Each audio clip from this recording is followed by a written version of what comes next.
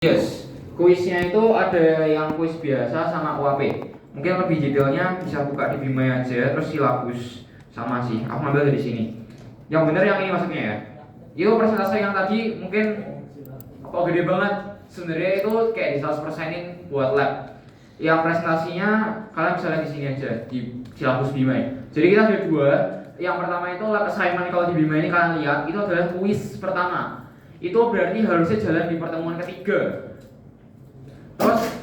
Terus yang lab final exam adalah UAP, itu bobotnya 18%. Jadi di total itu yang kuis pertama bakal bernilai 12% dari seluruh nilai database teknologi termasuk lecture.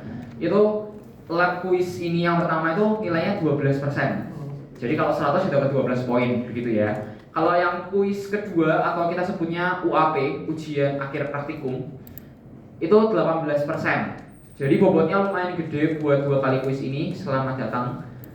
Soal lab ini dua-duanya terakumulasi 30% untuk mata kuliah database teknologi. Jadi 30% nilai database kalian di lab, 70% di lecture. Aman ya? Paham? Oke. Nah, detailnya di sini ini jabarin aja, nanti bingung. Harusnya ini 12 sama 18. Pertemuan kuisnya yang pertama itu di pertemuan keempat, pertemuan keempat ini 70 menit di awal. 70 menit di awal. Jadi pokoknya dia yang pertama itu nggak full satu mata pelajaran. Kayak satu perkuliahan ini nggak full. Kan bisa kita full 100 menit kan? 100 menit. Nah, dia itu cuma 70 menit di awal. Jadi nanti kita 70 menit doang. Setelah itu nanti kita akan bahas materi atau review singkat buat kuisnya ya. Helpnya di sini ditulis boleh. Itu maksudnya adalah kalian boleh buka documentation. Documentation itu wujudnya kayak apa ya? Buku manualnya SQL gitu loh guys. Jadi kalau kalian pernah buka kayak buku manual soal HP kalian atau barang tertentu, ya itu kayak gitu isinya. Jadi kayak sintaks ini tuh buat apa? Gitu ya. Tutorialnya itu nanti kalian boleh buka. Cuman kalian nggak boleh buka cheat sheet selain itu. Jadi kalian bikin sendiri itu nggak boleh. Bikin cheat sheet sendiri tidak boleh ya. Sudah tak kasih nanti helpnya, documentation SQL-nya kalian boleh pakai. Itu nanti ngerjainnya lewat website namanya Galaxion. Nanti kita bakal coba pakai itu mungkin di pertemuan besok kali ya. Kita bakal coba atau pertemuan ketiga aja nanti mendekati kuis biar kalian tahu dulu cara pakai Galaxion gimana. Terus yang UAP ini full 100 menit. Nah, itu yang beneran lebih susahnya dari kuis. Jadi ini paling soalnya, aku nggak tahu soalnya berapa ya. Kalau dulu pengalamanku harusnya ini cuma 5 atau 7 soal yang ini. Yang UAP itu 10 soal. Jadi ya kemana ya? Bisa. 100 menit itu doable sekali. Jadi kita meskipun cuma 1 SKS tapi ada 2 kali kuis. Paham ya? Oke? Nah, jadi sampai sini kita perlu agak cepat dan kalian nanti nggak usah ekspektasi wah nih susahin nanti gimana, santai aja ya. Materinya tuh sebenarnya nggak susah itu buat SQL karena kita kan anak CS. Materi database itu biasanya lebih berat buat anak IS. Jadi ini yang lebih versi lebih simpelnya aja. Kita belajar database-nya. Sampai ini aja yang mau tanya dulu. Jadi nanti kita pakai softwarenya itu XMPP. Teman-teman udah punya? Ada yang belum punya? Oke, nanti aku kasih linknya biar kalian bisa download XMPP di laptop. Kalau mau coba download sendiri di laptop. Next ya, ini tanggal-tanggal penting aja. Harusnya ujiannya itu berarti nanti sekitar bulan Desember buat yang kuis. Aku cek aja di ini ya, di Bima. Berarti kuis kita, yang kuis pertama itu ada di tanggal 21 Oktober. Ini ya, di session yang keempat di tanggal 21 Oktober. Itu kuis yang pertama. Terus kuis yang kedua itu di session ke-6 itu di tanggal 9 Desember. Nah, jadi jaraknya masih jauh. Yang kuis pertama tuh bulan depan, kuis kedua atau final exam itu masih bulan Desember. Kita masih punya waktu bro. Tenang. Next, nah kalau tanggal penting nilai praktikum ini biasa kalau di Semarang itu mungkin kita nggak begitu sesuai sama ini ya. Cuman yang penting adalah harusnya itu nanti nilainya akan keluar sekitar bulan Februari, 13 Februari 2026 itu jadwalnya. Seharusnya kalau on time keluar di tanggal segitu, kalau enggak nanti kita bakal kabari lagi keluarnya kapan. Dan yang pasti adalah kalau kalian mau protes bisa protes dalam waktu 3 hari. Tapi gini guys, sebenarnya Galaxion itu kalian langsung tahu nilainya kayak OJ. Ini tuh kayak OJ gitu ya. Cuman kalau OJ yang semester 1 itu kan coding algoproc, betul? Nah, ini nanti tuh ngodingnya database, tapi nanti langsung tahu nilainya berapa. Jadi anggap gue bisa ada 10 soal ya. Nanti soalnya bener, langsung dapat nilai 10. Langsung bisa kelihatan tuh skor kalian berapa. Jadi sebenarnya waktu kalian kerja itu kalian sudah tahu skor kalian waktu kuis itu berapa. Gitu. Jadi sebenarnya gak usah nunggu nilai keluar tanggal 13 Februari. Kalian udah tahu nilainya saat mengerjakan kuis tersebut live. Kalau soal kehadiran praktikum, ya ini aku reminder aja.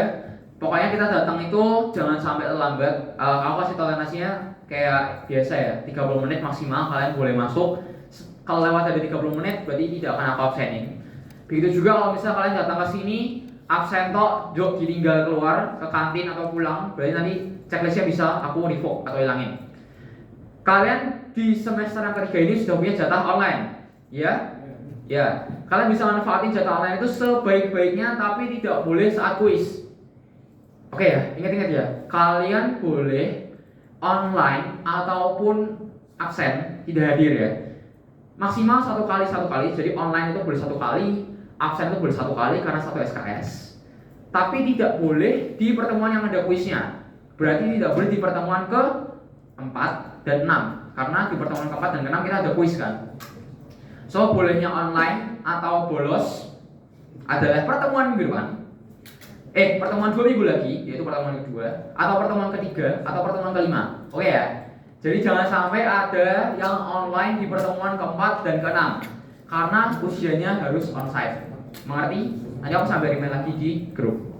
Gitu sih. Kalau misalnya nih amit-amit banget kalian sakit atau ada kedukaan atau harus ada acara keluarga atau lomba, silakan ngomong ke aku dulu.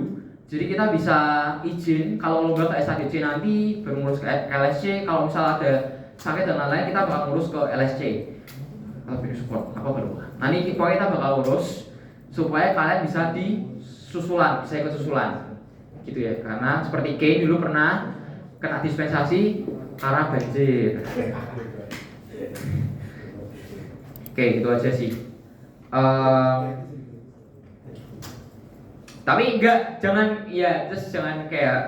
ngarang-ngarang alasan ya. Kok aku tiba-tiba sakit gini. Padahal belum belajar itu janganlah ya. Kita kalau memang kepepet, kalau dokter, kalau kalian sakit pun harus kasih surat dokter guys, biasanya ke LSC atau video support gitu, karena mereka perlu proof ya, mereka perlu bukti. Kalian benar sakit nggak, biasanya surat dokter gitu. Kapan sampai kapan izinnya itu harus jelas. Kalau ya yang lain-lain juga gitu. Kalau lomba juga perlu surat lombanya gitu biasanya. Kalau final sih biasanya kalau boleh, kalau kayak seleksi biasa apa sih? Kalau awal tahap lomba itu kan kayak yang tahap awal itu nggak boleh izin, setahu. Udah sih gitu aja. Pokoknya batas ketidakhadirannya itu termasuk buat kalau ada sakit karena keluar kota itu dipakai jadwal bolos sama jadwal online-nya ya. Jadi bijak-bijaklah pakai jatah online dan bolos. Jangan sampai 2 minggu lagi di pertemuan kedua kelasnya kosong ini, semua online. Bagus. Jadi itu kurang bijak lah ya. Nanti tiba-tiba amit-amit banget kalau misalnya sakit, pakailah jatah absennya. Karena binus ya udah kasih clearance seperti itu ya. Terus paling ketemu ruangan praktikum, pokoknya jangan masuk ruangan praktikum kalau misal kalian nggak kelas di sini. Kalau kalian lagi nggak pinjem ruangan ini juga, jadi jangan di ruangan praktikum. Takutnya nanti ada yang pakai dari orang lain atau udah pinjem gitu ya. Jadi pastiin masuk ke ruangan ini kalau memang ada kelasnya aja. Terus juga yang mau ingetin dari pengalaman kita lab selama setahun kemarin adalah pokoknya lab ini, terutama lab ini ya, ini kan baru ya. Ini baru bro, ini baru labnya, ini komputernya baru bro, ini baru disetup. Jadi jangan sampai keyboard komputer dan monitor itu rusak ya. Biasanya kan keyboardnya tuh bawahnya kayak ada stand itu rusak, mouse-nya nggak bisa diklik dan lain-lain, copot lah dan lain-lain, monitornya rusak. kita rawat fasilitas yang ada di lab kita. Dan ini, kalau kalian pakai laptop gaming, biasanya kan itu listriknya dicopot, apa namanya? Colokannya dicopot kan? Ya kan? Nah, kalau udah kelar kelas, dibalikin lagi ya, dicolokin lagi, oke? Karena seringkali itu PC nggak bisa dinyalain karena belum dicolokin lagi sama yang tadi ngecas, gitu. Padahal sebenarnya nggak boleh nih, tapi karena ya mungkin kalian lebih suka pakai laptop sendiri kan, dan atau kalian mungkin gaming perlu dicolok terus, jadi pastiin kalau udah kelar dicolokin lagi, oke? Dan nggak boleh makan di sini, kalau makan di luar. Kalau mau minum, it's okay, tapi minumnya boleh tolong ditaruh di bawah meja aja. Gitu. Kalau mau pinjam ruangan, pinjamnya ke Binus Support ya. Misal perlu lab nih buat apa PBB atau apa atau kepentingan apa, misal kalian pengen minjem lab, bisa minjem ke Binus Support. Terus ini kita next saja. Nah ini kita bakal pakai website buat ujian ya, buat quiz namanya DBPRK atau Galaxion namanya.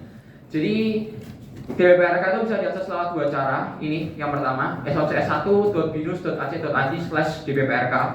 Itu websitenya yang bisa diakses dari rumah. Tapi harusnya kalau waktu kuis yang bisa diakses yang bawah, yang slc.net. Halo, selamat datang. Jangan lupa absen ya. Untuk akses secara lokal. Ini buat latihan kita SQL, jadi beda, bukan pakai yang OJ yang kuis SMG itu bukan, kita pakai yang DBPRK. Ini aku bakal kasih tunjuknya di pertemuan ketiga aja. Terus recording kelas ada di Binus Maya, ini sudah tahu ya. VBL itu bisa kalian akses harusnya lewat Notion yang nanti aku kasih, ataupun lewat Bluejack. Jadi websitenya Bluejack itu adalah bluejack.binus.ac.id. Kalau kalian buka lab.ac.id itu harusnya ada kayak menunya kan, ke Binus Maya Praktikum, yaitu di sini bisa buka VBL. Sama ada praktikum case juga. Jadi aku bisa kasih soal-soal latihan juga. Paling aku kasihnya di forum Binus Maya ya kalau soal latihan, biar kalian bisa coba di rumah. Ini lanjut aja. Aku mau next ke sanksi. Ulang lagi ya. Yuk. Ya ini kalau kalian misalnya nanti waktu mau kuis perlu kelas tambahan untuk memperdalam kemantapan dan kepercayaan diri kalian dalam menghadapi kuis, boleh minta kelas tambahan ke aku. Nanti kita bisa arrange jadwalnya kapan. Biasanya aku kosong sih Rabu atau Jumat. Iya, itu sih paling. Udah ya itu aja. Dan aku mau ingetin aja kalau kuis di sini juga ada sanksinya ya. Kalau kalian mencontek ataupun kalian joki diwakilkan teman kalian yang kuis, misalnya ada kembar terus jokinya kembarannya gitu, nggak boleh ya.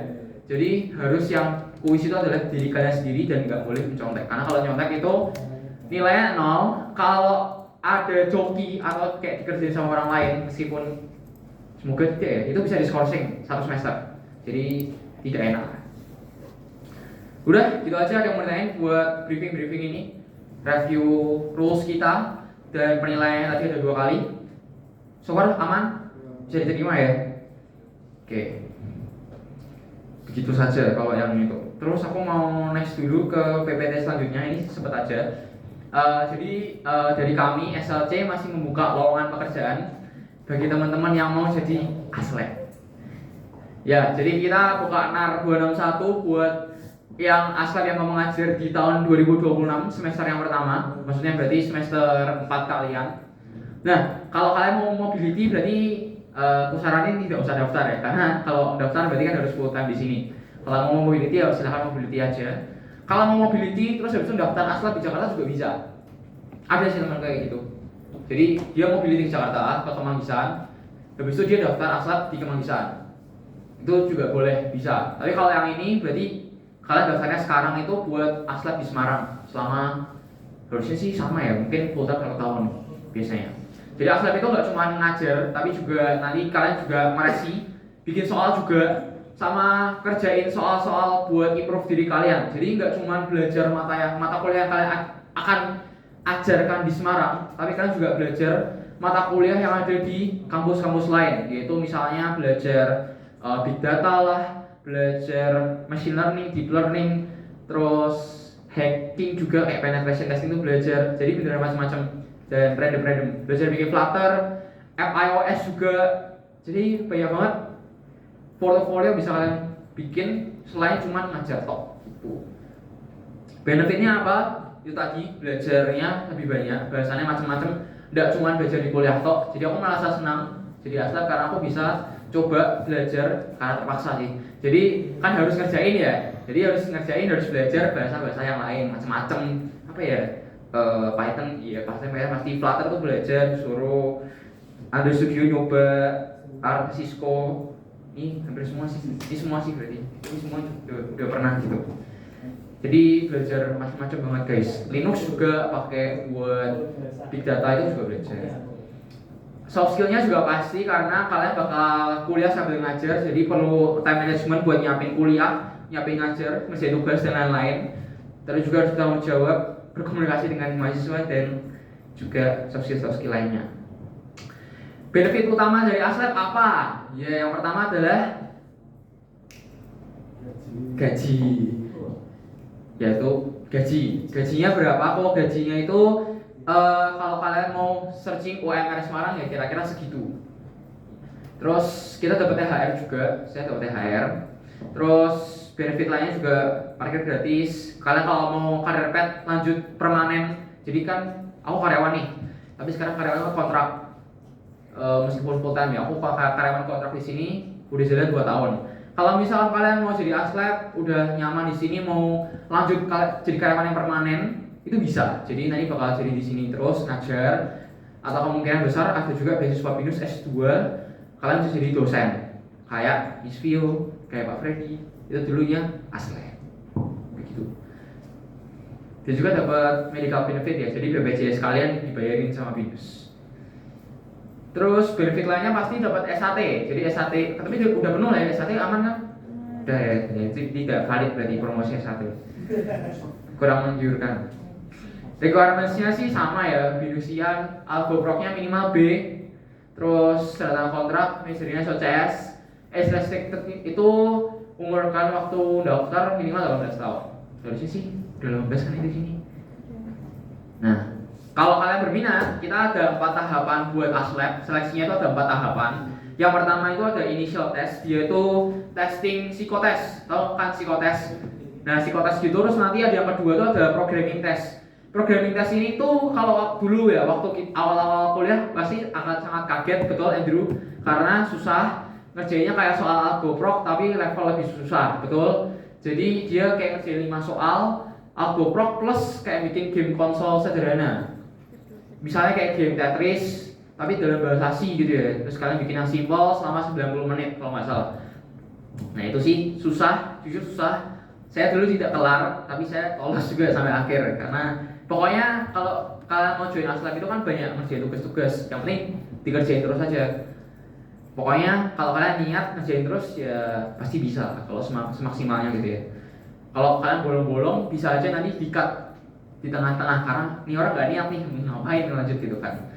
Terus juga ada yang namanya pre-training. Pre-training itu kalian bakal diajarin materi terus nanti ngerjain soal juga per minggu. Yang minggu pertama C, minggu kedua Java. Minggu ketiga di sini nggak ada sih. Ini cuma 2 kali doang. Ya beda. Atau ya mungkin kalau ada minggu 3 sih ya. Terus interview itu seperti yang diulang lakukan. Dia bakal simulasi ngajar di depan aslab dan Pak Wandi, habis itu nanti juga interview kerja gitu ya. Dan yang paling susah ini core training, itu kalian kayak belajar berapa ya? C, Java, SQL, Web, Figma, Network, ya sekitar 6 materi gitu lah ya, dalam waktu 1 bulan. Jadi kalian belajar, habis itu kalian nanti simulasi ngajar, kerjain soal juga selama waktu 1 bulan toh. Itu lumayan berat, jadi yang paling menantang sebenarnya yang terakhir. Tapi kalau sama-sama enjoy, teman-teman rame-rame, harusnya sih aman. Jadi gitu, tahapannya ada 4. Setiap tahapan nanti ada di seleksinya ya. Jadi nanti initial test ada seleksinya, pre-training seleksi. Jadi dari awal nanti dipotong-potong sampai terakhir sisa beberapa orang yang akan terpilih.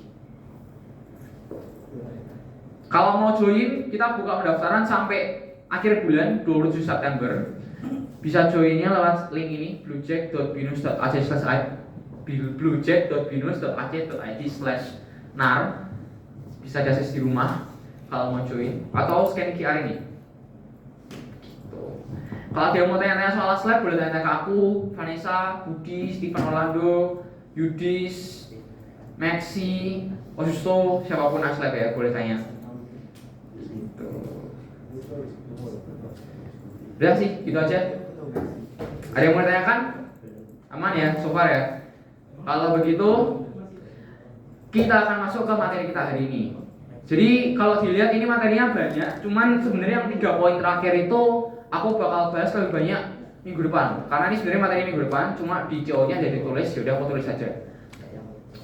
Buat teman-teman yang mau akses materi kita, udah buka Notion ya, ada beberapa yang udah buka Notion.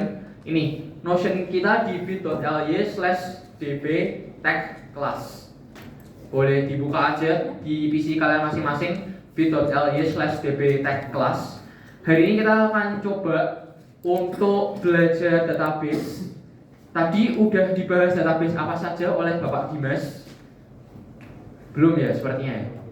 Kalian sudah tahu primary key? Primary key sudah tahu? Belum ya? Sudah tahu? Andrew sudah tahu? Dari kelas tadi enggak ya? Nah ini repot nih kalau belum tahu. Saya tidak bisa menjelaskan. Oke, berarti kita buka Notion-nya dulu aja.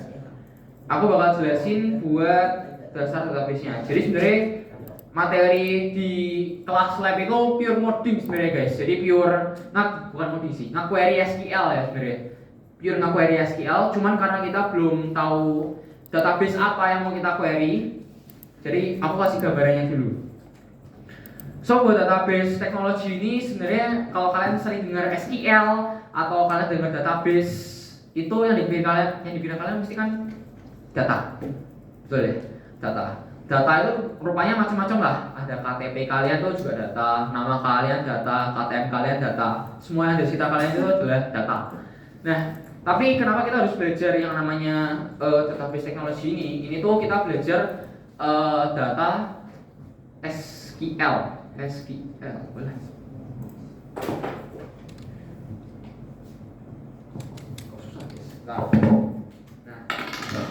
Oke, kita belajar data itu, data dulu ya.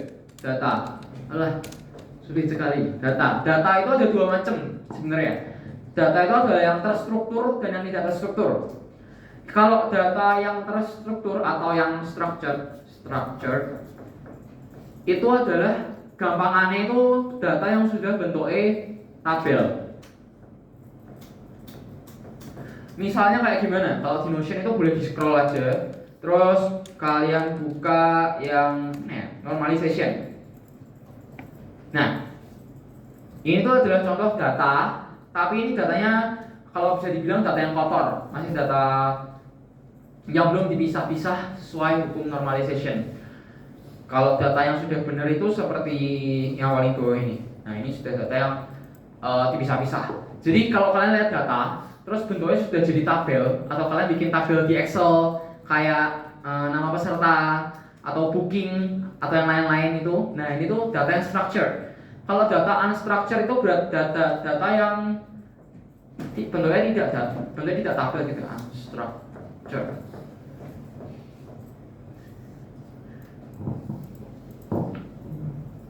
Nah, kalau data yang structured tabel ini kita belajarnya yang ini karena lebih gampang, kita bisa lihat datanya lebih gampang, kita bisa lebih tahu semuanya lebih mudah. Itu sebenarnya ada banyak. Kita belajar itu yang namanya SQL. SQL itu adalah Standard Query Language. Jadi dia satu bahasa kayak Python, kayak C itu buat belajar yang namanya query. Nah, SQL itu ada banyak banget sebenarnya. Ada TSQL, ada MySQL, ada PostgreSQL. Kalau kalian tahu yang sekarang banyak dipakai orang-orang itu adalah Postgre. Tapi sekarang hari ini kita belajar namanya itu MySQL. Nah, ini salah satu caranya itu buka lewat XMPP. Yang udah sempat aku singgung tadi. Kita bisa buka pakai XMPP. Kalau jenis-jenis SQL yang lain ada TSQL, ada juga PostgreSQL dan lain-lain. Ini bedanya apa? sebenarnya beda dikit tok, kayak beda bahasa, sintaksnya dikit doang. Kayak kalau main SQL itu biasanya query-nya perlu diakhiri sama titik koma, kayak DC, ya kan? Kalau kalian query DC kan kayak int id sama dengan 5 terus titik koma kan. Nah sama di query nanti itu juga kemungkinan besar kalau dia MySQL itu dia perlu titik koma. Kalau yang namanya TSQL itu dia nggak perlu. Kenapa beda? Karena yang bikin juga beda sih guys. Kalau MySQL ini yang bikin tuh harusnya kalau nggak salah ya Oracle, perusahaan Oracle. Kalau TSQL itu yang bikin Microsoft. Jadi dia dua perusahaan yang berbeda, dia bikin bahasa sendiri-sendiri, versi sendiri-sendiri, buat keperluannya mereka sendiri-sendiri. So dasarnya mirip-mirip, query yang general itu mirip-mirip, tapi yang detail-detail itu ada yang berbeda. Itu dulu. Nah, terus kalau tadi aku sempat tanya ada data primary key dan lain-lain, itu kita perlu lihat data yang ini sih, yang ada di Notion. Jadi sebenarnya harusnya sebelum kita membahas lebih lanjut soal data, kita tuh perlu tahu kalau kita dapat data, tapi datanya masih kotor, itu bentuknya kayak gimana? Misalkan ini, misalkan kita di sini punya sebuah data rental rumah, atau misalkan ini anggap aja sewa rumah ya, data sewa rumah. Di sini kita punya kode-kode, biasanya ini biar lebih gampang simpannya tuh bisa kita nyimpan lewat kode atau ID. Kayak kalian punya NIK kan? Ya kan, kalian punya NIK itu dianggap aja itu kayak kode uniknya kalian. Nah di sini juga kita punya kode unik buat klien yang punya rumahnya. Misalkan CR76 ini adalah punyanya si John K. Terus di sini kan sewa rumah, berarti kita juga perlu nyewa data propertinya kan. Di sini ada data properti, misalkan properti numbernya PG4 itu untuk rumah yang di address ini, yang di alamat ini, di Lawrence Street nomor 6 di Glasgow. Terus kan kalau data sewa kita perlu tahu dong sewanya mulai kapan, terus kelarnya kapan kan. Nah mulainya misal di sini rent start, habis itu selesainya di rent finish. Terus kalau sewa juga kita perlu tahu harga sewanya berapa. Itu harga sewanya ini tuh rent. Oh sorry ya, ini kliennya tuh yang dia yang menyewa, owner itu yang punya. Owner yang punya tempatnya ini ada Tina Murphy, ada Tony Shaw. Nah ini adalah sebuah data. Misal sebuah website punya data untuk sewa rumah, terus dia punya data sedikit seperti ini, 5 row baris seperti ini. Nah kalau di normalization data atau menormalisasi data, ini tuh disebut data yang kotor, data yang masih raw. Kenapa? Karena data di sini tuh masih banyak value yang terduplicate. Maksudnya gimana? Maksudnya adalah di sini misalkan aku lihat di sini ada beberapa nama yang terduplikasi kan. Misalkan John K ini tertulis 2 kali di dalam satu row. Anggap aja ini satu row Excel. Ini satu row Excel tapi datanya tuh masih banyak, masih ditumpuk ada 5. Yang goals kita akhir nanti adalah kita mau bikin data itu nggak mau ada yang terduplikasi. Jadi di database kita jangan sampai John K itu ditulis 2 kali, nggak mau itu. Kita maunya sesimpel mungkin data itu bisa dilihat dan dipahami oleh orang. Jadi kita perlu beberapa step sebenarnya. Normalization ada 1 NF, ada 2 NF, ada 3 NF. Cuman itu tidak akan aku bahas detail di sini karena materinya bukan di sini ya. Aku mau cuman kasih gambaran aja. Ini adalah sebuah contoh data yang kotor. Terus bersihnya gimana kok? Kalau step yang pertama, misalkan aku contohin step yang pertama itu oh sorry, aku salah lihat nih. Ini adalah data yang kotor ya, sebenarnya yang kotor.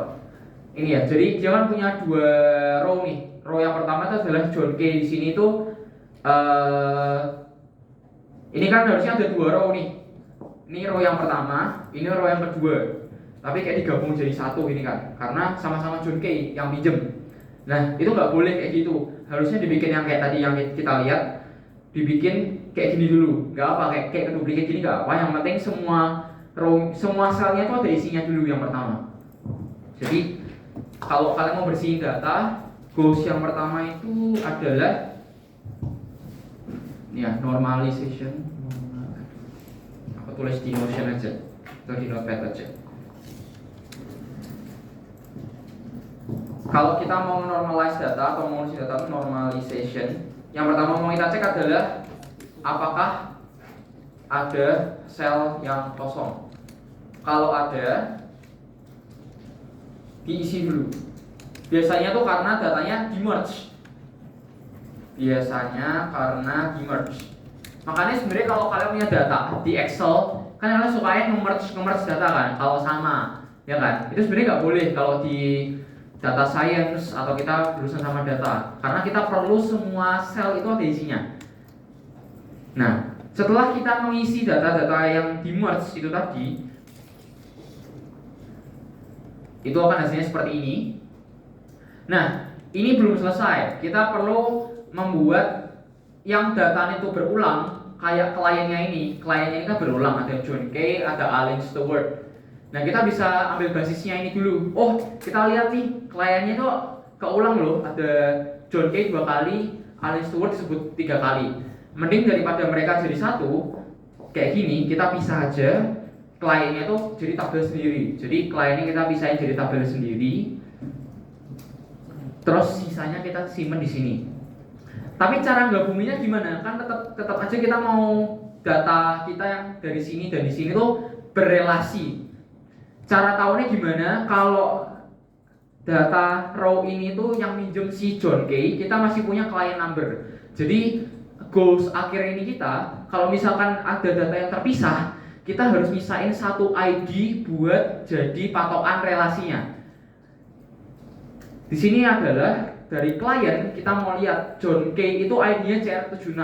Kalau kita mau tahu Mas John Kay ini tuh sewa properti yang mana, kita cek toh di data yang rental ini CR76 ada berapa? Oh di sini sama di sini. Oh berarti ini anggapnya adalah ini si John Kay pinjem 2 properti, gitu kan? Nah makanya tapi itu step yang kedua. Kita mau cari data yang terduplikat, kita mau pisahin dia supaya data kita kelihatannya lebih rapi. Step kedua adalah apakah ada data yang terduplikat.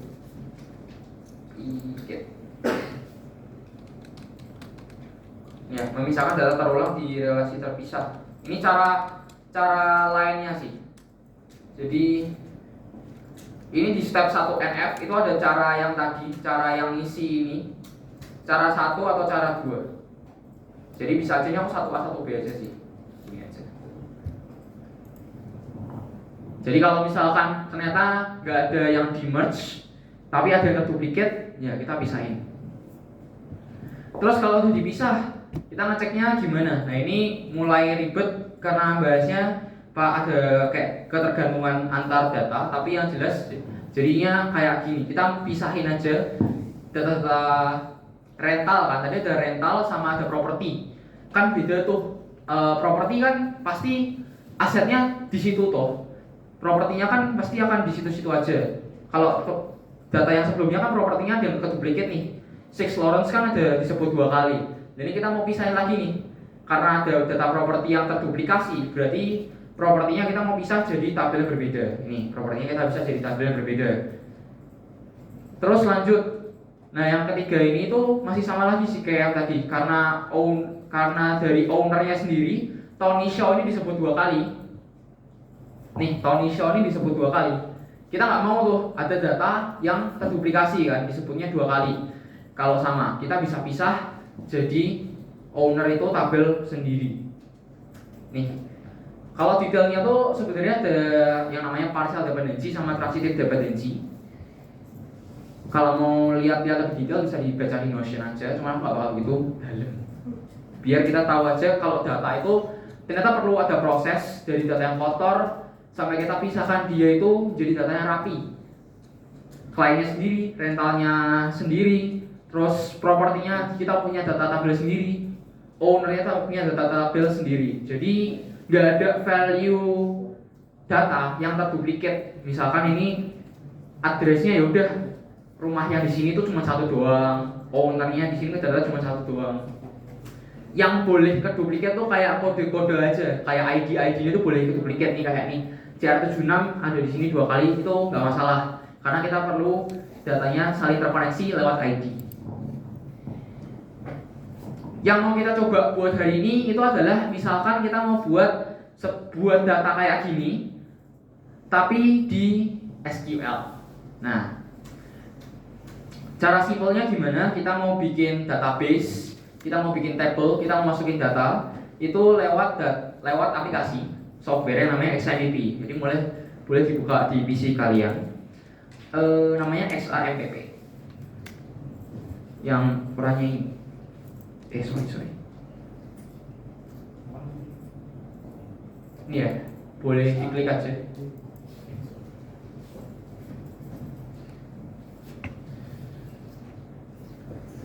Jadi di XMPP ini tuh ada penjelasannya sebenarnya. Ini ya. XMPP itu singkatan dari ini. X-nya itu adalah dia cross platform. Jadi dia bisa akses macam-macam. A itu Apache itu adalah server yang kita jalanin secara lokal dalam hal ini di PC kita. Jadi anggapannya kita PC kita itu kayak nanti bikin sebuah website web view sendiri. M itu buat MySQL karena dia bisa jalanin MySQL. P-nya itu satunya buat PHP, yang kedua tuh buat prod. Tapi yang di sini bakal kita pakai itu cuma dua nanti. Apache karena nanti kita mau nyalain server buat buka web view dari MySQL kita. Nah, kalau kalian udah buka XAMPP, harusnya dia bakal buka seperti ini, ya kan? Kalau ini nggak kesilang nggak apa-apa, yang penting buka seperti ini. Ini apa nih? Jadi nanti yang kita start ada dua. Yang kita start itu Apache sama MySQL. Jadi boleh aja diklik itu start. Buat Apache-nya dulu di start, habis itu MySQL-nya di start.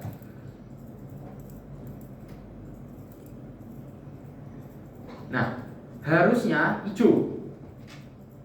Ada yang bermasalah? Hijau ya? Yang ini hijau nggak? Apache sama MySQL? Hijau. Kalau udah hijau, silahkan klik admin yang di MySQL. Diklik admin.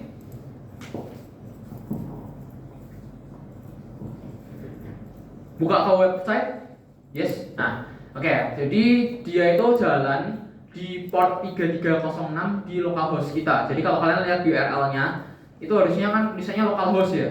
Localhost /23306. Itu dia sebenarnya jalan di PC kita. Jadi dia nggak akses internet. Ini kalian buka secara offline bisa, karena dia jalannya itu di PC kalian, tapi di port 3306. Jadi misalkan nih kalian jalanin aplikasi lain kayak Flutter atau Android Studio lewat port yang sama, itu bisa konflik, bisa tabrakan. Karena dia kan punya port 3306. Itu port WebView 1 itu ya. Kalau ini ditabrak sama aplikasi lain, XMPP kalian bisa error. Nah, ini kalau semuanya aman, berarti so far so good. Nah, harusnya sih localhost PHP admin, bentar ya, masih loading.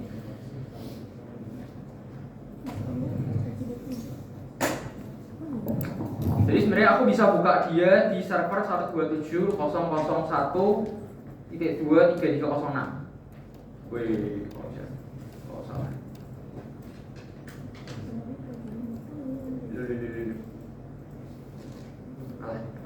Nanti dulu. Tampilannya seperti ini, betul? Ya, sama. Error.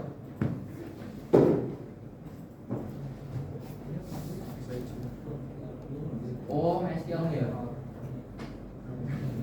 Biasanya portnya ke blok. Oh, pernah pakai? Kalau nggak pakai di sini saya gimana? Coba kalau ini satu. Iya. Coba. Kalau itu biasanya nggak ikut nyari lewat Stack Overflow dari port.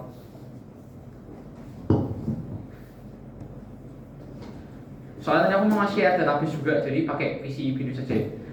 Jadi goal kita yang pertama itu adalah kita mau melaksanakan ini, import dan ekspor database. Jadi konsepnya data itu pertama dia namanya database, itu scope luasnya. Itu ada yang namanya database. Nah, satu database itu bisa terdiri dari banyak tabel. Kalau dari gambar yang ada di Notion tadi, berarti aku bisa namain misal nama database-nya itu adalah misalkan Airbnb gitu ya. Misalkan dia rental itu Airbnb. nama database-nya. Terus dia punya table-table kecil, table client, terus punya table rental, punya table property, dan juga punya table owner. Itu di dalam database. Jadi database itu kayak mangkok besarnya. Terus isi yang di dalamnya itu adalah table-tablenya itu tadi. Jadi kalau kita mau bikin sebuah database, kita perlu bikin dulu database-nya. Kita create dulu database-nya, baru bikin isian di dalamnya. Aku sebenarnya udah siapin cara kalau kita punya database dari aplikasi lain mau kita import di XAMPP itu bisa. Aku sudah siapin di FTP, jadi kalian boleh buka file explorer kalian yang dari PC Binus ya. Kalau yang di PC biasa, yang PC kalian nggak bisa. Karena ini lewat FTP.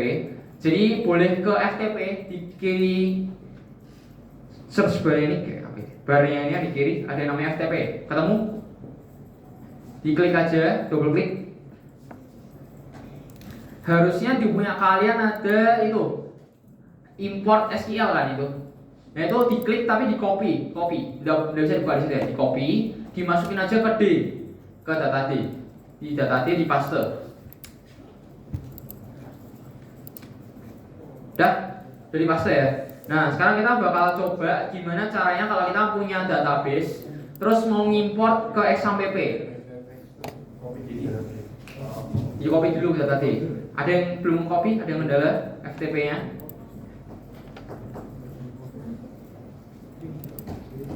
Enggak, aman? FTP-nya aman ya?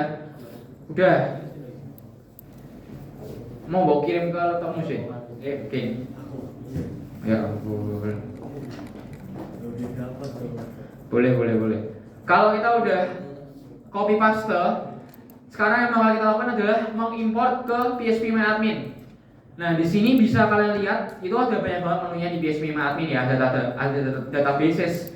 Ini buat lihat database yang udah ada di PC kalian. SQL itu buat buka ini kayak apa ya, workplace kalian buat ngetikin kodenya di sini. Status database-nya, network-nya, user account. Nah, terus ada dua ini, ada export sama ada import. Export itu berarti berarti mengekspor database yang ada di sini. Yang mau kita lakuin sekarang itu adalah yang import. Jadi kita coba choose a file aja, Terus silahkan pilih file SQL tadi yang udah kalian copy. Diklik, bisa buka transport lagi. Diklik.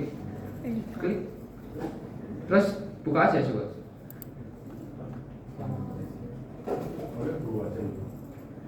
Udah, ya. Kalau udah kan muncul nih di sini. Nama filenya apa? Ya, kalau udah go aja. Go. Sampai sini dulu nih. Sampai sini di go. Harusnya kalau di go semuanya ada centangnya. Kemana?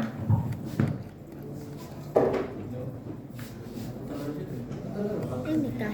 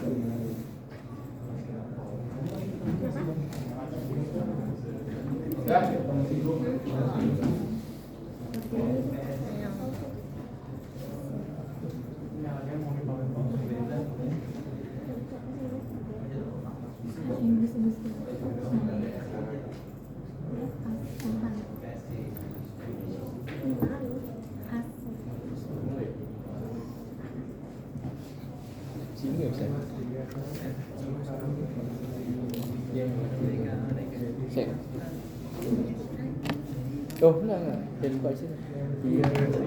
Di ini ke XAMPP mana? Tuh, buka XMPP. Nih, buka XMPP dulu. Terus di start yang Apache sama MySQL. Oke. Nah, ini juga di start MySQL. Terus adminnya nyala. Enggak lagi. Enggak, yang MySQL. Terus buka admin. Loadingnya. Nah, di sini sana. Oke. Di import. Terus file pilih yang tadi. Coba.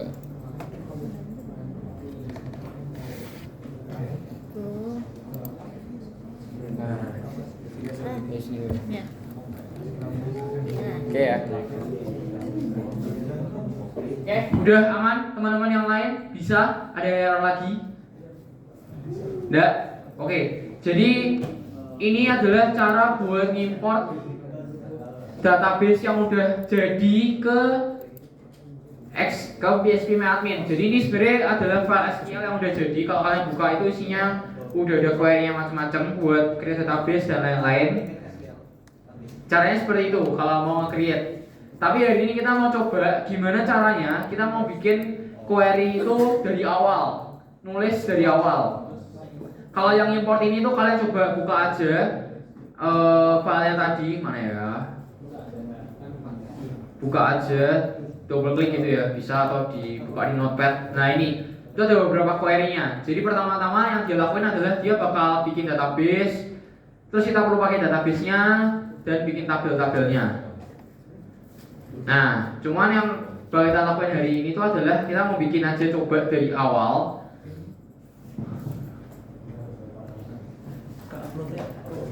Gimana bro? Error. Import sih, import.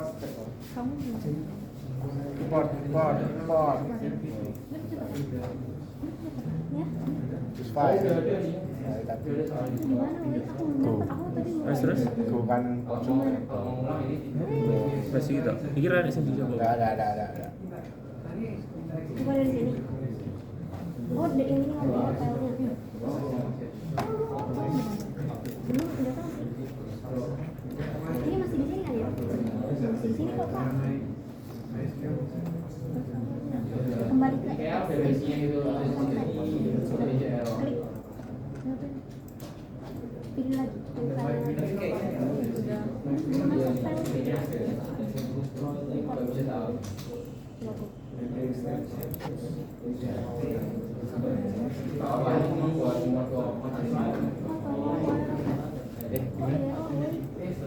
Oh, itu karena udah. Coba kalau mau diklik yang testing, coba klik yang di kiri tuh ada di testing kan? Yang di kiri. Testing, klik aja. Terus ke operations.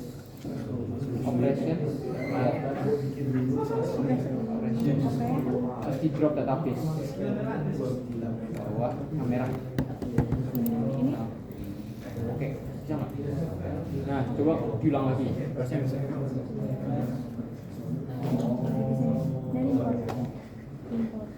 Oke, aku bakal coba sekarang ngajari kalian gimana caranya buat bikin database, bikin table. Data-datanya di sini juga ada apa aja. Kita bakal coba bikin di PHPMyAdmin. Bisa ya?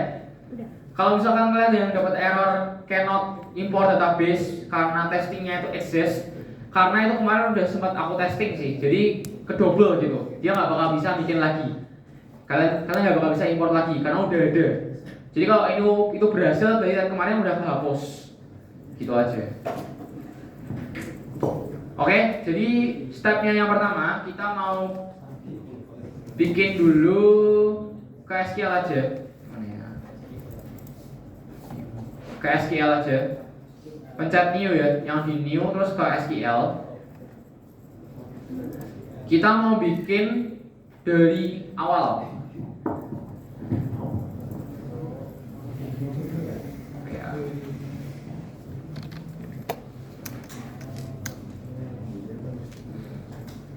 Yang pertama-tama seperti yang udah aku bilang tadi, kita perlu bikin dulu database-nya.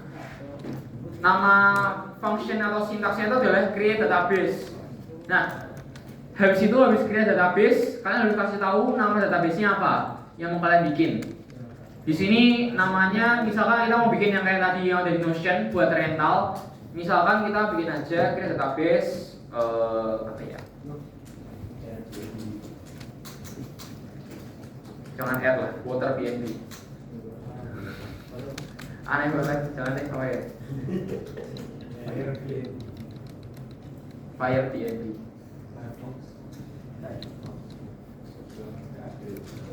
Misalkan lah ya, biar gak sama kayak Airbnb. Oke. Jadi sebenarnya gini, kenapa di sini aku nulis semuanya kapital? Ada yang tahu nggak? Ini kira-kira kalau aku nulisnya semuanya huruf kecil atau yang kapital, yang R doang, bakal error nggak? Nggak. Kenapa? Karena MySQL nggak memperhatikan huruf kecil atau kecilnya. Betul. Jadi nggak case sensitif ya, betul seperti yang dibilang. Kalian mau nulis create database ini huruf gede semua kayak aku, huruf kecil semua, atau huruf besarnya yang di huruf vokal doang, atau yang di huruf mati doang, terserah kalian sebenarnya. Cuma di sini buat dia lebih gampang dibaca aja, aku udah kebiasa bikin semuanya kapital, gitu. Nah, karena ini MySQL juga biar lebih aman, kalian pakai titik koma di akhir. Kenapa? Karena untuk mengakhiri sebuah query ya, query. Kalau di SQL nyebutnya bukan code, tapi ini adalah sebuah query. Query itu nulisnya QOERY, query. Kalau udah di create database, kalian go aja. Harusnya centang, aman? Harusnya centang dia. Nih kayak gini, MySQL return an empty result. Jadi dia berhasil. Kalau udah centang, kita bisa klik yang show query box lagi. Wait. Nih, show query box. Kan ada show query box tuh di atas yang centang. Kalian klik lagi, harusnya dia bakal buka lagi kan. Nah, kita bisa hapus create database-nya, atau kalau mau di komen juga bisa. Komen yang di SQL itu pakai strip 2 kali. Nih ya. Strip. Terus kalian kasih aja. Nih, ini buat bikin komen. Jadi kan tadi kita udah create database tuh. Kalau udah di create 1 kali, kita nggak bisa jalanin dia lagi. Kita nggak bisa nge-go dia lagi. Makanya biar aman, biar kita nggak menghapus nih, kita komen aja. Komennya kayak gini, di strip. Pak error nama bu. The connection server has been lost.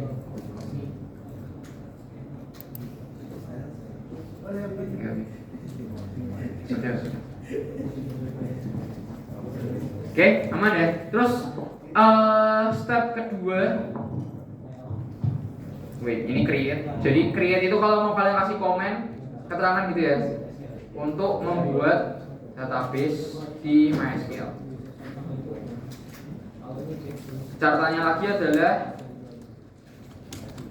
dia tuh tidak harus penulisan query di query perintah di SQL tidak harus kapital karena case insensitive.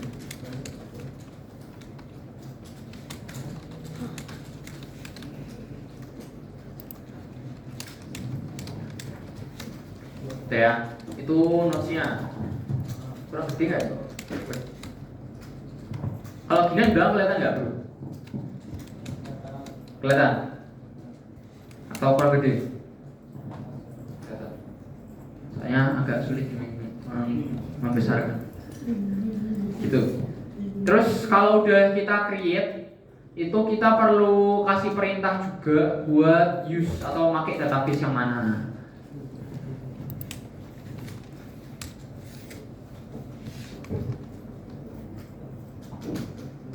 Ini ya, kalau kalian menulis comment notes itu dikasih strap ya, biar nggak di-run sama SQL-nya ya, dikasih strap gini ya, biar ke komen, biar nggak dijalanin.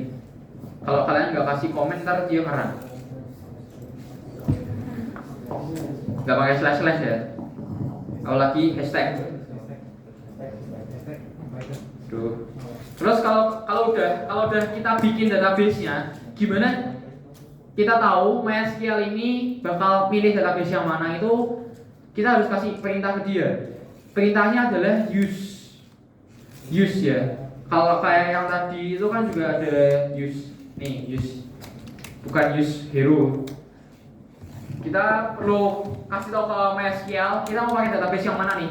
Karena kalau kita lihat kan dia punya banyak database kan. Dia punya FirePNB, dia punya MySQL, punya PHPMyAdmin, ada test, ada testing, ada bioskop, ada BinusDB, ada banyak banget. Kita perlu kasih tahu dia database mana yang kita dipakai. Panggil aja FirePNB.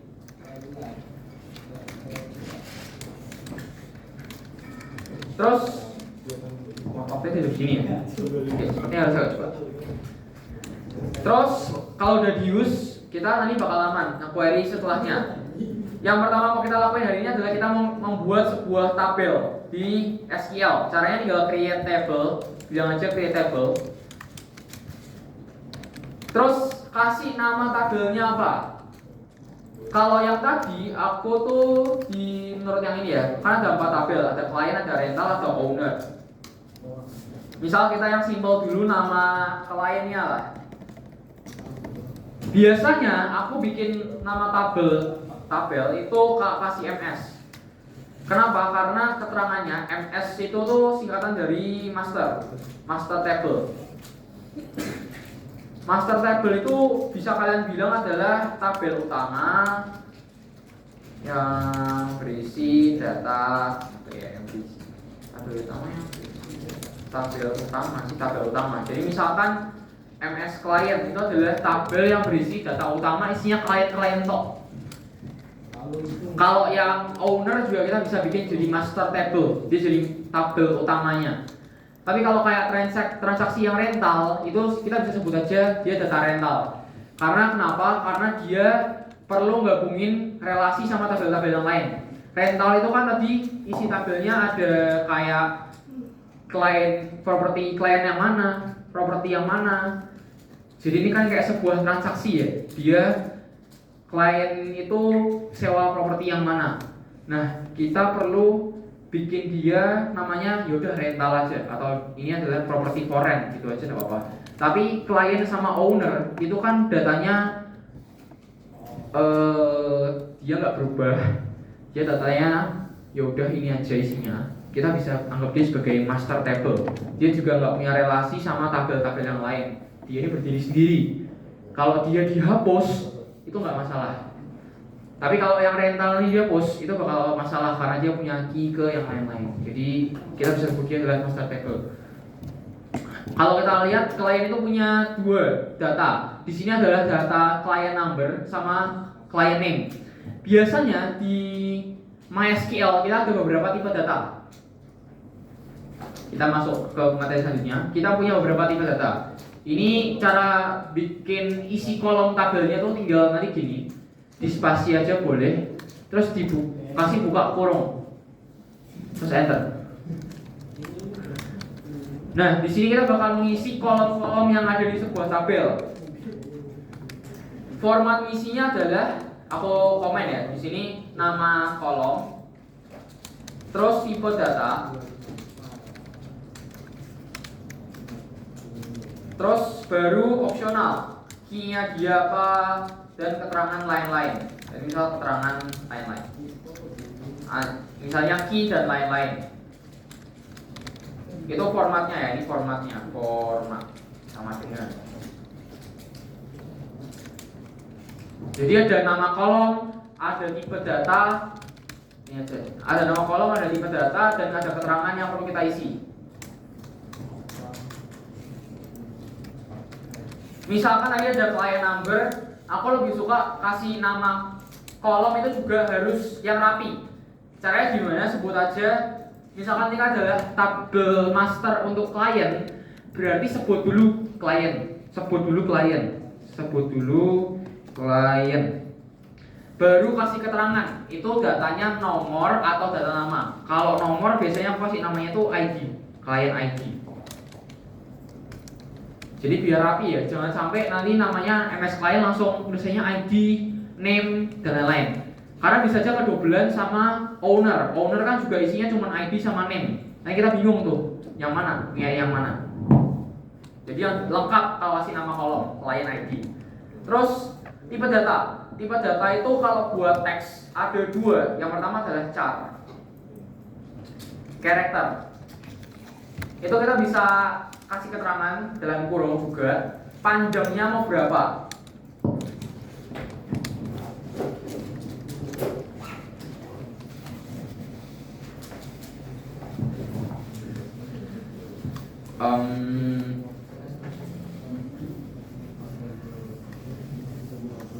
Jadi tipe data kalau kalian mau nulis string atau teks di SQL itu ada beberapa. Yang pertama adalah char.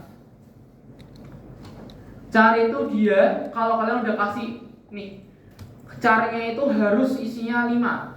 Berarti dia udah ngealokasiin memori itu 5. Mau kalian isinya cuma 3 karakter, mau kalian isinya cuma 2 karakter, dia tetap nge-reserve memorinya 5. Gitu ya. Jadi char ini tuh lebih cocok buat data itu yang panjangnya pasti, lebih cocok buat data, boleh ditulis ya kalau nggak perlu, data yang panjangnya itu pasti, karena dia alokasi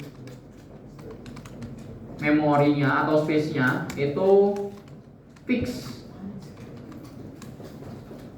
nggak bisa diganti. Nah, kalau ada yang nggak bisa diganti, pasti ada yang bisa diganti kan? Ada yang bisa diganti itu namanya adalah varchar. Jadi cuma ada kata-kata var-nya aja di depannya, varchar. Dia itu panjangnya akan fleksibel. Jadi panjangnya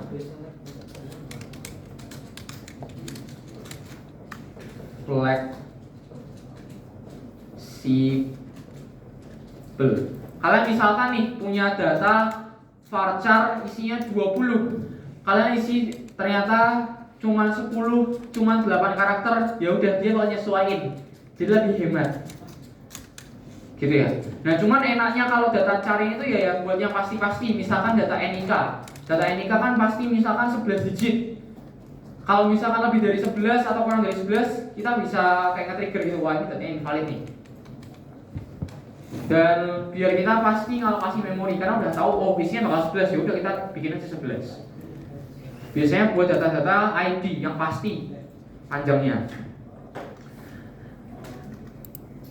Terus di sini ada keterangan lain-lain. Keterangan lain-lain itu biasanya apa kok? Kita isi dengan apa? Ada beberapa jenis key di database. Tadi aku buka diagram dulu.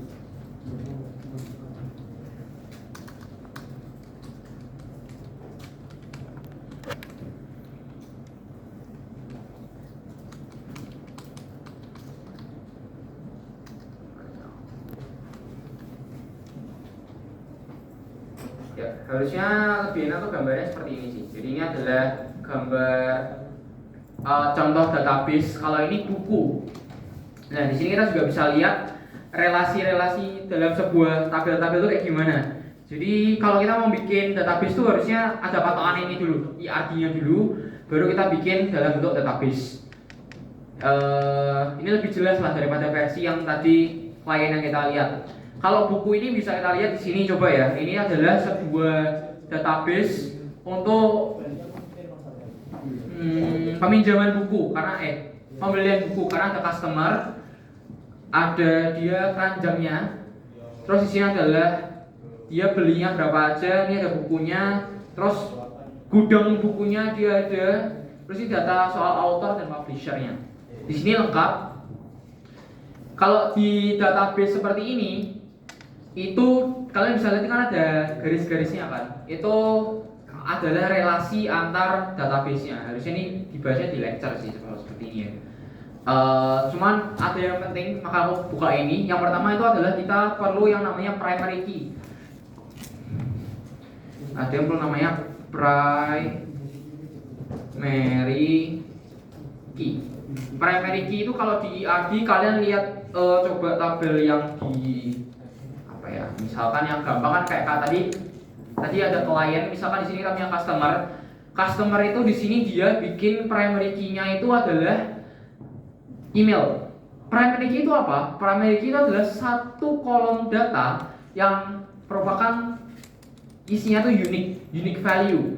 Jadi kita bisa pastiin dia adalah kunci utama dari sebuah tabel yang kita punya. Jadi misalkan di sini adalah email. Email kan pasti unik ya. Nggak mungkin dong email kalian sama. Jadi dia bisa dijadiin sebagai sebuah primary key, kunci utama. Baru data-data yang lain itu data-data biasa, ada nama, ada phone, dan juga address. Berarti kalau yang di database kita tadi, yang di klien, yang di sewa rental tadi, client ID itu kita bisa bikin sebuah primary key. Biar dia jadi data utama di table tersebut. Manfaatnya primary key apa? Primary key manfaatnya adalah supaya kita bisa nentuin kalau data tabelnya itu gabung-gabung sama tabel yang lain. Lihat kan, kalau database ini kan dia tabelnya gabung-gabung sama tabel yang lain loh. Ini gabung ke sini ada garisnya, ini gabung ke sini ada garisnya. Nah, yang gabungin itu berdasarkan apa? Kalau tadi kan kalian udah lihat yang di database klien rental ini kan klien number di sini sama di sini kan saling berelasi karena kita mau bisa nyocokin nanti. Oh, kalau aku lihat data di rental klien number 76 itu dia nyewa properti PG4 tanggal 1 Juli sampai 31 Agustus.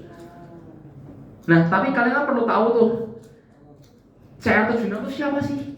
Nah, maka kalian bisa bikin relasi dari rental ini ke sini buat tahu CR76 itu ternyata adalah si John K. Nah, cara bikin relasinya itu kalian harus cocokin dari primary key-nya. Which is nanti kita bikin primary key yang di klien itu adalah client number, yang di rental itu nanti dia bakal ngambil data client number-nya juga. Ini kan primary key ya. Di sini kan primary key-nya. Jadi key utamanya.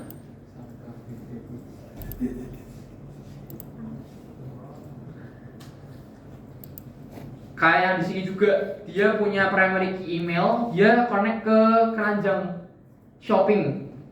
Kalau kayak kalian beli di Shopee, kalian pasti punya keranjang Shopee atau keranjang Tokopedia masing-masing kan. Keranjangnya kan beda-beda. Nah, kita juga perlu tahu itu keranjang punya siapa di database. Jadi di sini dia bikin foreign key untuk tahu keranjang ini tuh punyanya siapa. Kayak tadi client numbernya itu juga perlu berrelasi sama tabel yang lain. Itu pakainya primary key. Jadi primary key di sini itu bakal nanti ditarik ke data tabel yang lain. Di sini bentuknya jadi kayak ada panah hijaunya gitu. Ini jadi yang namanya itu foreign key. Tak tulis di atas namanya foreign key. Jadi ada dua ya, primary key sama foreign key. Itu yang bakal kita banyak pakai di database. Jadi kita tulis dulu aja. Ada beberapa key utama di database. Yang pertama adalah primary key. Ini tuh untuk penanda data yang unik di sebuah tabel.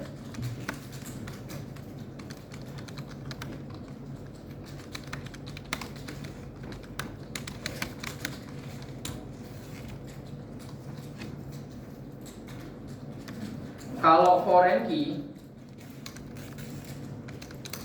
itu penanda referensi suatu value dari tabel lain.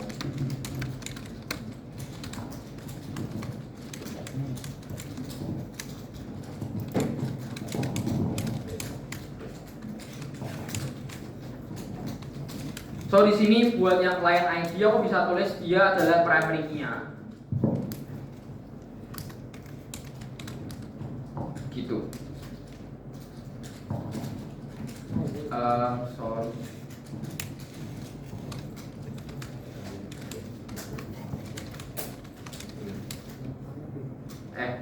Ini nggak titik koma, maaf, koma aja.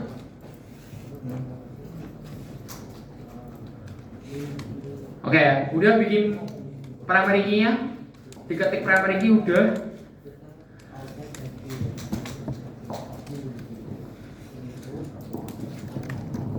Kalau udah kita lanjut ke membuat client name.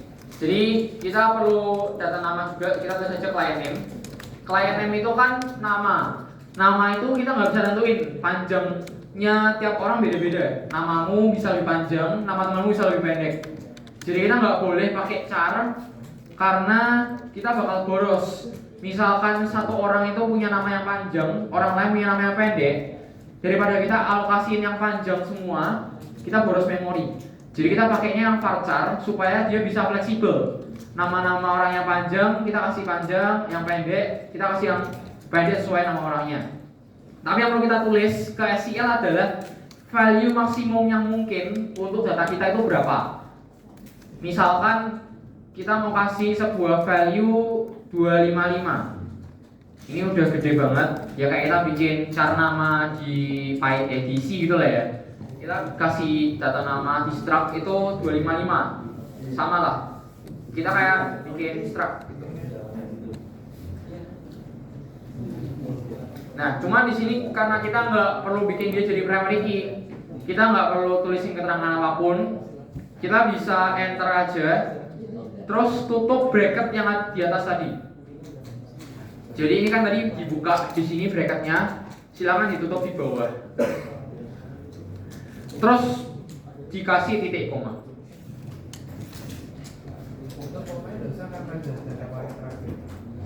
Iya, betul. Jadi kalau kalian mau bikin datanya itu banyak dalam satu tabel, ini kan kolom client ID sama kolom client name. Kalau mau bikinnya lebih dari satu, pastiin dikasih koma. Jadi dia biar tahu, oh ini sudah beda kolom toh. Gitu. Ini kalau mau nambah lagi satu kolom berarti ditambahin koma lagi ya, biar bisa nulis lebih banyak. Ini nggak perlu pakai koma karena dia udah kolom terakhir, betul. Karena dia udah data terakhir, ya udah kita nggak perlu kasih koma. Langsung tutup aja.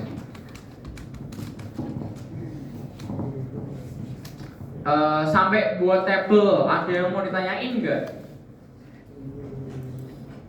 Sampai sini ada yang mau ditanyain? Belum? Belum, bener, belum. Oke. Real. Kalau real, aku mau lanjut bikin tabel selanjutnya. Ini ya, ini kalau ada yang ketinggalan boleh difoto dulu. Aku mau lanjut bikin tabel selanjutnya dari ini. Di sini kita punya owner juga. Kita bikin owner juga lah ya. Sorry. Ada game. Karena kameranya di sini. Yeah. Karena klien itu isinya sama kayak owner, daripada kita nulis dari awal, mending kalian copy aja. Karena kita malas nulis semua dari awal ya, kita copy aja. Ini keterangannya, komanya kalau nggak perlu ya dihapus. Kita bikin yang kedua. Ini kan tadi MS Client yang ada di atas ya. Kita bikin baru namanya berarti MS Owner, Master Owner. Di sini karena sama aja, cuman beda ini owner sama yang tadi client, ya udah ganti aja. Yang owner diganti jadi client. Jadiin aja owner ID sama owner name, gitu aja.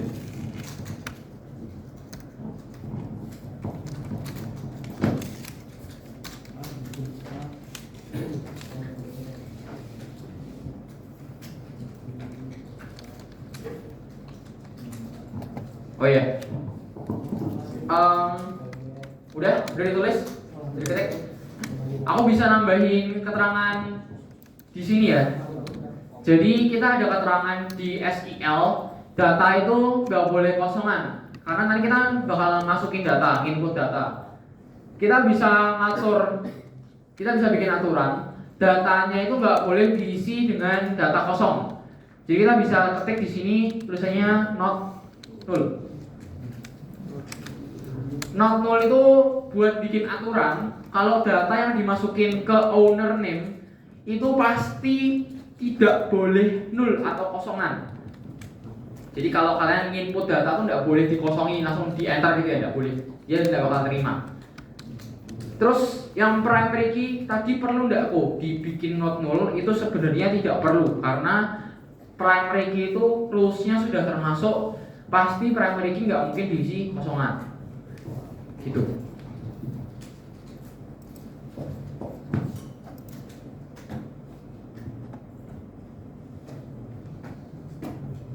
Oke, terus lanjut aja.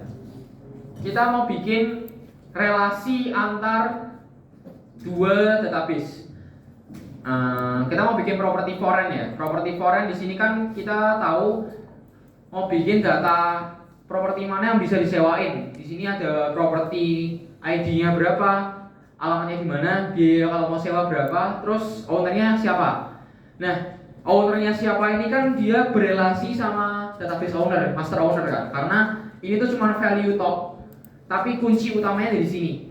Data utamanya dari sini. Jadi kalau kita mau lihat CO40 siapa sih, kita harus cari ke data tabel owner. Gitu. Ini cuma data value top, ini kunci utamanya dari sini. Jadi nanti kita perlu foreign key untuk menghubungkan antara owner ID yang di property sama yang di owner. Kita bikin satu-satu. Kita create table lagi, berarti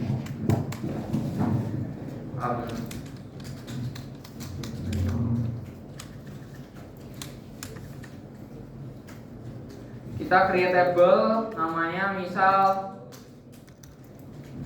property.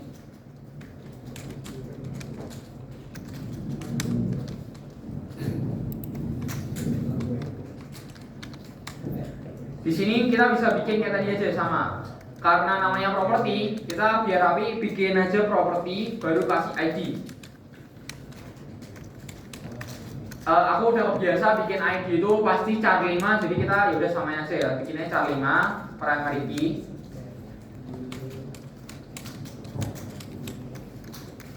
Terus tadi dia ada alamat, kita bisa kasih dia property address. Misalkan karena alamat kan berarti panjangnya beda-beda kan. Kita kasihnya dia varchar biar fleksibel. Orang mau kasih alamatnya seberapa panjang aman aja. Varchar 255 misalnya not null, nggak boleh panjangnya sama. Terus tadi dia ada harga ya, property price misalnya, atau property rent price kalau mau panjang. Nah,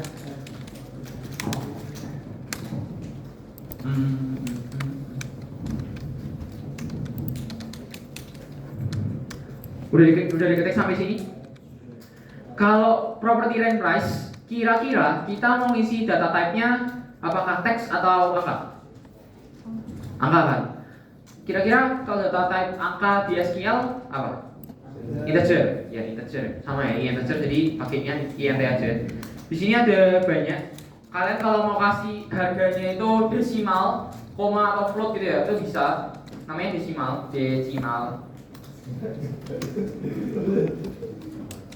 Tapi desimal itu harus kasih spesify-nya banyak. Ada 2. Kalau desimalnya aku contohin aja ya, aku nggak bakaran. Desimal itu misalkan 5 digit terus koma 2. Berarti kalian bisa kasih 5 digit terus 2 angka di belakang koma. Jadi misalkan desimal 52 itu angkanya adalah berapa ya? 10.000,05.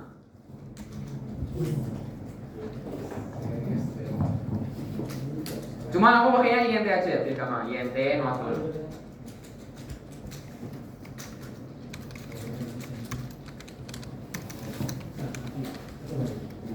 Terus sama berarti adalah property owner. Ini sama ya, varchar 255.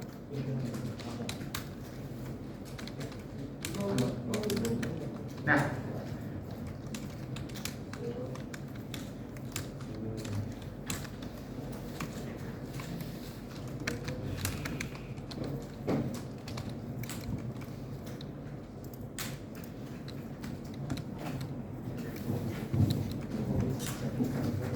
terus, nah sekarang kita udah kasih tahu tuh ada property owner, kita mau bikin tag kolomnya juga. Cuman karena dia perlu berelasi sama tabel lain, kita perlu bikin foreign key. Foreign key, sebutin aja property owner references. Jadi kan konsepnya adalah kita perlu ngekonekin antara kolom yang namanya property owner ini sama owner ID yang ada di master owner. Kita perlu konekin dua kolom tersebut karena sebenarnya isi value-nya itu bakal sama.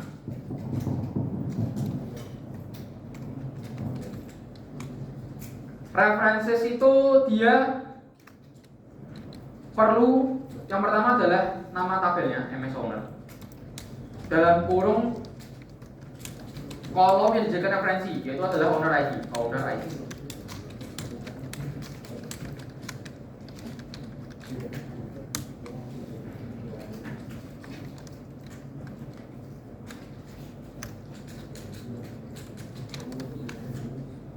Nah, di sini aku juga mau kasih satu keterangan.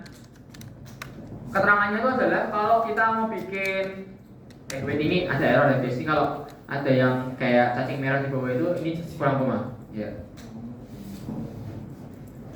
Aku mau kasih keterangan kalau misalkan datanya yang ada di properti ini ya, aku balik ke sini dulu. Misalkan nih tengah-tengah nanti si Tina Murphy ini tuh bakal hilang. Misalkan dia nggak mau sewain rumahnya lagi. Kalau ini tak hapus di sini, berarti kan CO40-nya itu bakal masih nyisa ya di sini ya. Dan dia masih punya properti CO40 di Glasgow, masih kecatat di tabel yang ini. Kalau misalkan kita cuma menghapus ownernya di tabel owner tok. Padahal kan ada tabel lain yang punya value mereferensi ke tabel owner. Nah, gimana caranya kalau kita mau menghapus value apapun yang ada di sini dan sebaliknya, itu dia bakal saling update. Jadi misalkan tabel utamanya dihapus, tabel yang referensi, tabel properti itu, ownernya ini bakal dihapus semua sakro. Biar tahu kalau Mbak Tina Murphy ini tuh ternyata udah nggak sewa rumah lagi. Dia udah keluar dari aplikasi kita mau hapus data propertinya. Daripada kita nyariin satu-satu data dia yang mana, kita bisa pakai query ini. Query-nya itu adalah on update cascade, on delete cascade, terus not null. Nah, ini tinggal ditutup aja. Nah, itu yang nanti perlu kalian catat ya.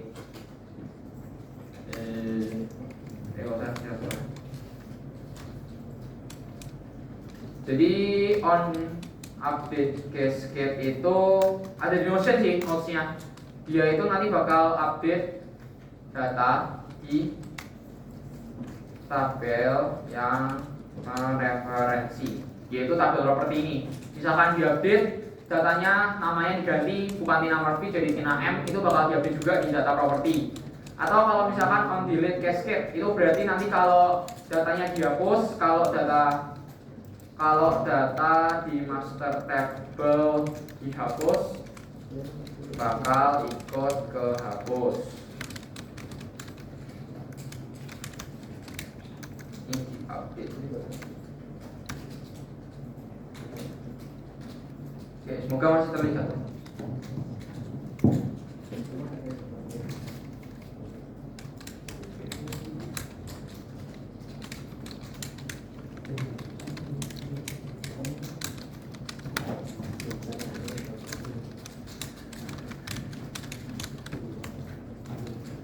Jadi paham ya? Paham apa yang saya maksud tadi? Paham? Enggak paham. Yang cascade enggak paham. Oke, bentar. Sini.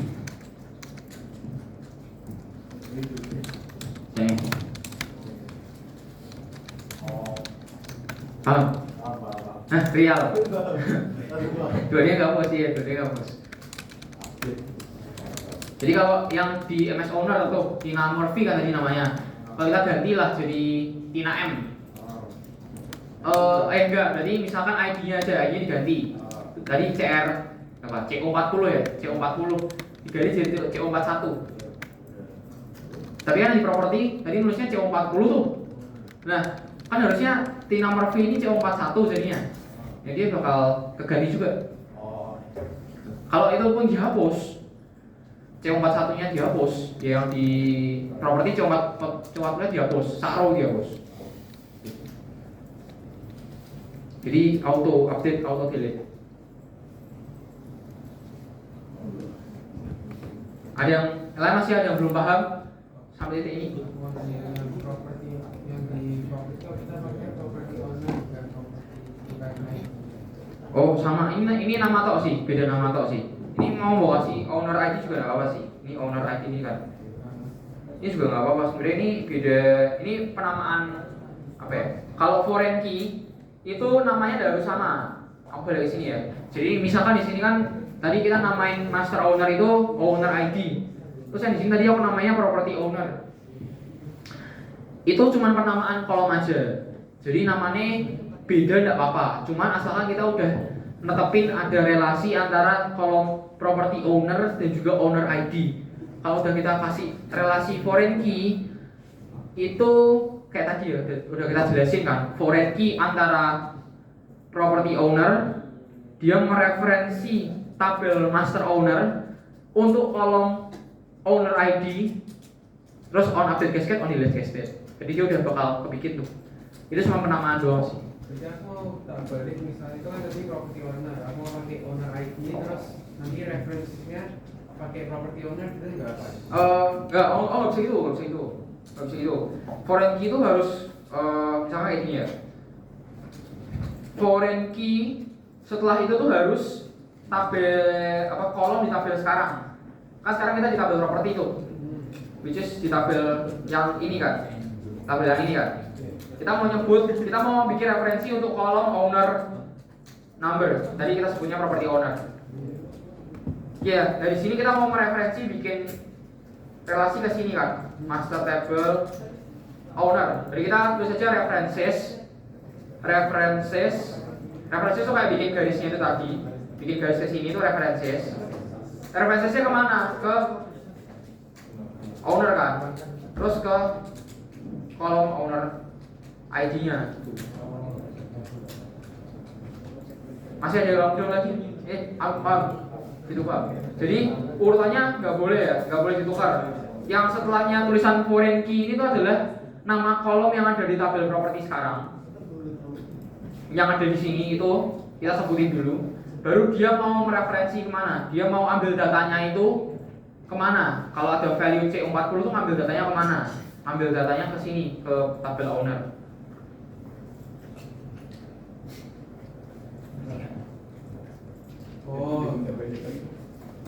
Jadi urutannya dari mana mau dihubungin kemana?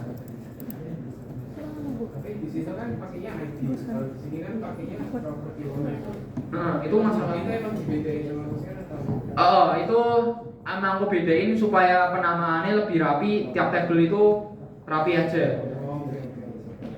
Tapi enggak apa-apa. Pakai ID-nya juga. Enggak apa-apa. Misalnya ini ya, misalnya tak ganti jadi owner ID juga gitu ya, owner ID. Owner ID berarti pakai INT.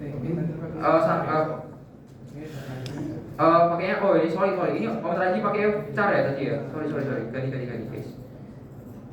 Gini kan? Dari owner ID juga itu oke juga nggak masalah sebenarnya. Berarti foreign key-nya juga owner ID ya? Ke foreign key-nya ke owner ID. Jadi sama-sama kayak nama-namanya nanti dua-duanya owner ID juga nggak masalah. Nggak masalah nama kok. Karena sudah mepet ya. Ada yang mau tanya lagi?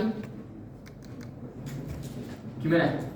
Kalau misal yang dibikin tabelnya itu kan koma itu buat bikin kolom baru. Kalau misalnya di kolom terakhir terakhir tuh dikasih koma lagi. Kan berarti ada muncul kolom kosong gitu. Terus gimana? Total error atau apa? Bakal error. Misalnya gini kan, misalnya di MS owner ini, kolom terakhir kan di owner name. Ini tak kasih koma lagi, dia bakal error. Ini error nih, ya kan? A symbol name was expected. Jadi dia expect ada kolom baru lagi. Jadi dihapus, dia bakal error sih. Ada lagi?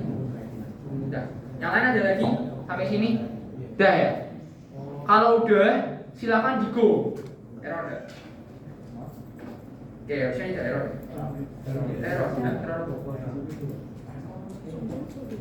Error apa ya? Ini enggak, ini udah di koma. Terus tadi kita agak dicar. Guys, tadi yang varchar di referen kita agak di varchar, agak dicar. Nih ya, ini update terbarunya seperti ini ya.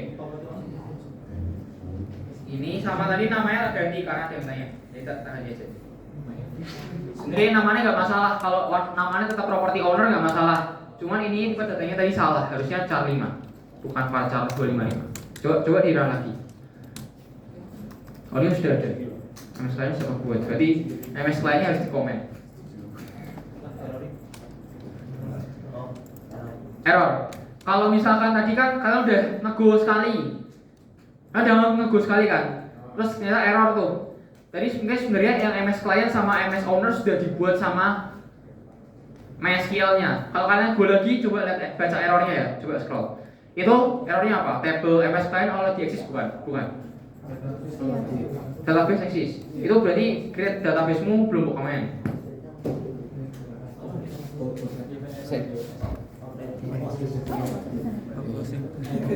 Oh ini belum buat tutup. Baca errornya ya, coba itu apa? Ya ini berarti MS client-nya udah ada ini komen. Atau ini yang salah angkat dulu ya.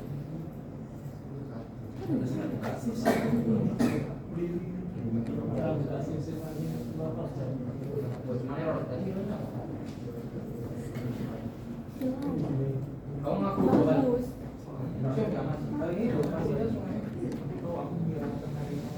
Oh, yang ini di komen, yang create database. Jangan dihapus, di komen aja. Ya udah. Di stop deh. Udah. Terus MS kalian ini error karena ini tadi udah kebuat sama dia. Ini tadi kan udah dijalanin. Tadi kan kamu udah bagus sekali. Dia udah ngejalanin ini sama ini. Tapi sampai sini error kan. Tapi yang atas udah dibuat. Nah, karena ini baru. Nah, diapain tadi? Aku katok. Biar gak dijalanin. Nah, Itu kan dia mas klien. Iya. Tetap bawah.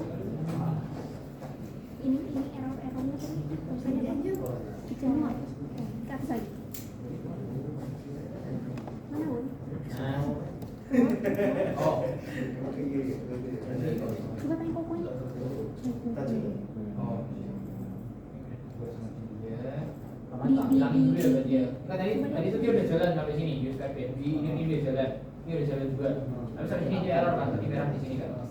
Jadi ini udah dibuat, kalau kamu buat lagi dia bikin. Nah, jadi ini aku pas dulu. Coba kamu boleh. Ya, tadi dia error sekali itu setelah aku benerin. Berarti dia Kok? MS kliennya? Jadi MS client-nya udah dibuat. Jadi kan kamu tadi sempat error mungkin nego sekali, terus mungkin error di sini. Ini udah ditutup nih. Jadi kan kamu udah go sekali tadi. Dia jalan yang ini, saya jalan yang ini, dia jalan yang ini. Nah, tapi sampai sini dia mau jalanin error. Jadi yang atas udah dibuat tabelnya, udah jadi.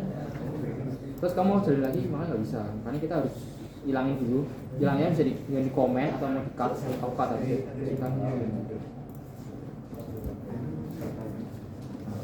Kasih kawan. Coba tekan. Bola lagi. Error. Nah ini dia tuh error karena tadi errornya di bawah kan. Error di bawah kan. Coba kan bola lagi. Mana kan Jadi ini? tabel yang apa sih? Coba ada ini sini itu tadi ya. Error ya? Aku ada kok MS klien. Ada error lagi nggak? Yes. Jadi di cut di jadi padahal kalau misalnya kasih stop di go nggak bisa. Oh nggak bisa. Harus di-cut dulu. Belum kok bisa. Aku udah pakai loh. Ini bukan di situ. Aku lagi jalan database double. Hah? Bisa ya? Ayo belajar. Aduh. Jadi yang bola tiga soalnya Anu. lalu udah sekali. Ayo dia ini udah sudah juga. Jadi udah dibuat tabelnya. Mas sampai berapa nih? Kalau error dia udah dibuat properti ini. Dia udah dibuat. Begitu kamu membuat jalanin untuk properti ini toh error karena ini udah dijalanin. Jadi ini harus dikasih dulu perintahnya untuk bikin file sama owner bisa langsung.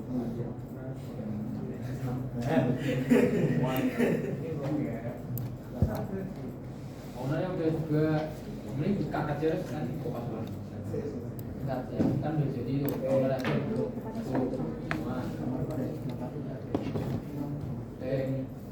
Error lagi B.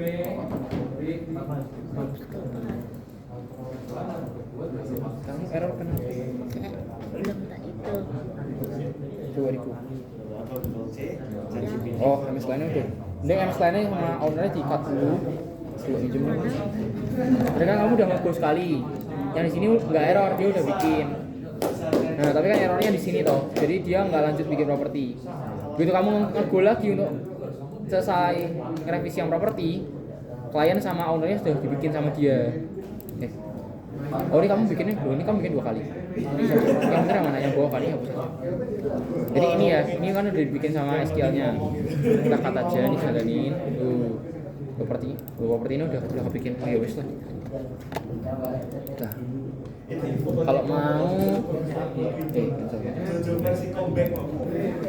ya apa lagi? Ini saja. Dah, ini saja. Oke, guys. Karena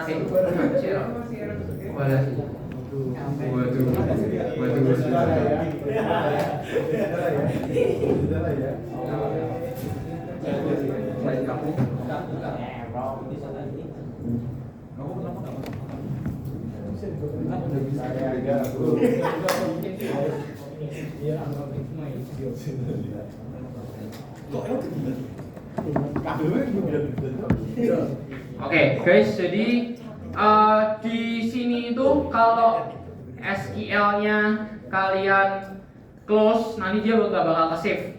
Jadi kalau kalian mau aman, kan kita udah create table nih hari ini, karena ini pokoknya sudah jam 5 ya. Jadi harusnya materinya sih udah sampai situ aja. Sebenarnya tinggal masukin data sama lihat data doang. Kan karena waktunya udah mepet, kita nge-save aja. Jadi kalau di MySQL ini, datanya ini kalau mau close itu nggak bakal ke-save. SQL-nya nih ya, query ini panjang ini toh, nggak bakal save. Jadi kalau kalian mau nge-save, paling cepet nge-save lewat Notepad. Gitu. Jadinya caranya adalah tinggal bawa Ctrl A aja, pilih aja select semua nih ya, select semua query-nya, Ctrl A, copy, terus ke Notepad.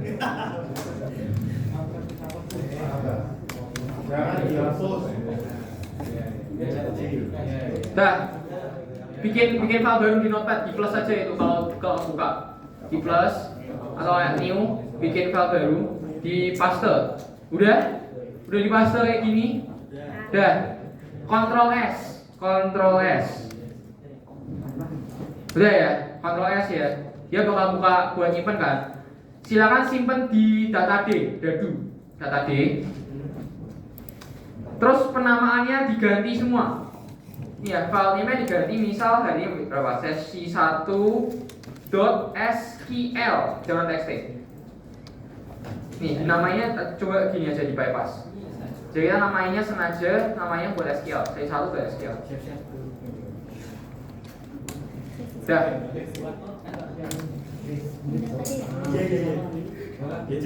Dah ya. Nanti kalau simpan sebagai sebuah file SQL, nih bukan txt tapi simpan sebagai file SQL, itu paling cepat. Oke, dah, gitu.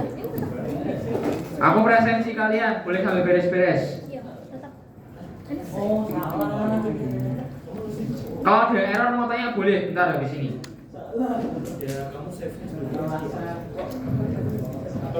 Save query-nya, script query-nya semuanya tak save.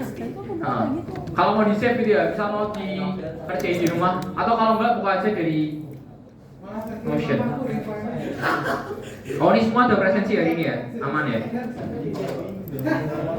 Misalnya di ide aja. Kalau mau nge-save, save-nya di ide aja. Kalau mau disimpan nanti dikirim lewat WhatsApp gitu.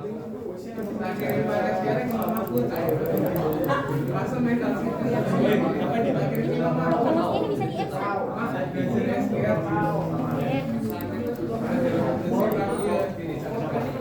Keren, udah kan udah bekas. Oke, gitu aja teman-teman buat yang udah datang.